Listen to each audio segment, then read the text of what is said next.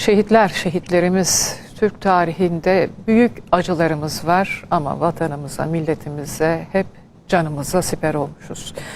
Şimdi Hocalı soykırımına döneceğiz. İnsanlığın kanayan yarası Hocalı soykırımının üzerinden 34 yıl geçti. Ermeni çetelerinin 26 Şubat 1992'de Hocalı'da giriştiği soykırımın kurbanları Türkiye Büyük Millet Meclisi'ne düzenlenen programla anıldı.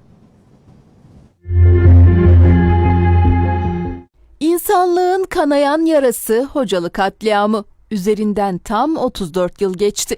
Ama yaşanan acılar hiçbir zaman unutulmadı. Azerbaycan Ombudsmanı Sabine Aliyeva yaşanan soykırıma karşı uluslararası toplumun sessizliğini hatırlattı.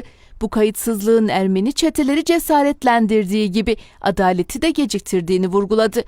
Cenevre sözleşmeleri, soykırım suçunun önlenmesi ve cezalandırılmasının sözleşmesi ve diğer uluslararası insan hakları belgeleri ağır şekilde ihlal edilmiş.